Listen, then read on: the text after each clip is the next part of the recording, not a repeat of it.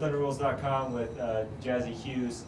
Jazzy, you just came off a 1-1 weekend, but that one was against Colorado State, so kind of an asterisk there.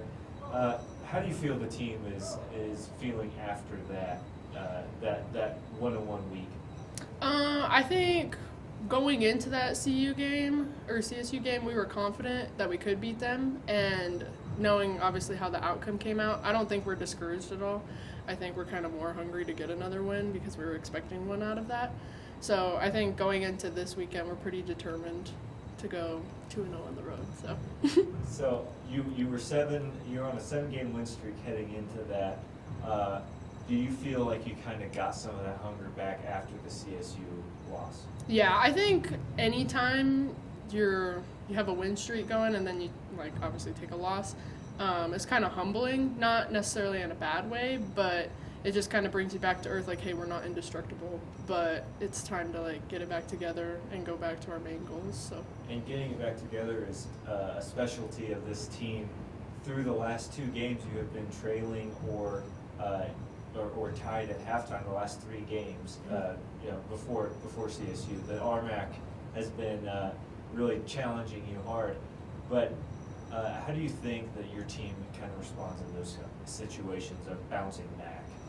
I think we just have a chip on our shoulder, especially coming from our experiences last year in the RMAC. I think we're just ready to just grind it out. That's it. Well, the team as itself doesn't have necessarily a player that has been high on the RMAC standings list, but the team itself ranks first in field goals, first in points scored, third in scoring margin, third at 3-point range field goal percentage. How do you think that depth and well-roundedness kind of shows on the court? I think we just don't have one person who it's always going to be their night. We have multiple people who it could be their night. So I think our scoring through our offenses is well distributed.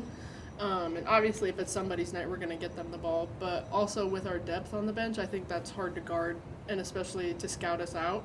So I think we'll have that advantage going into this weekend because some of those teams are only 7 deep. So it'll be exciting to see that. And you're talking about that depth on the bench. You're part of that depth.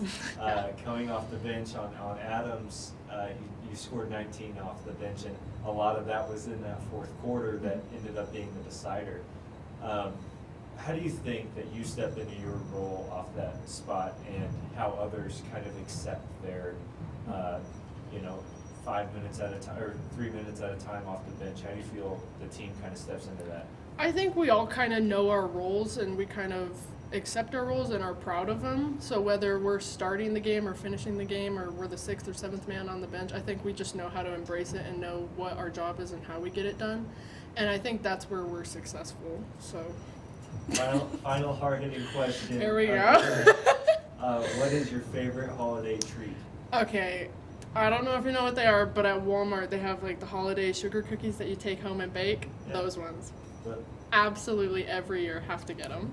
Don't save them for Santa. No, all for me. No, it's for Santa. Jazzy Hughes, thank you so much. Best of luck this week against Westminster and Colorado Mesa. Awesome, thank you.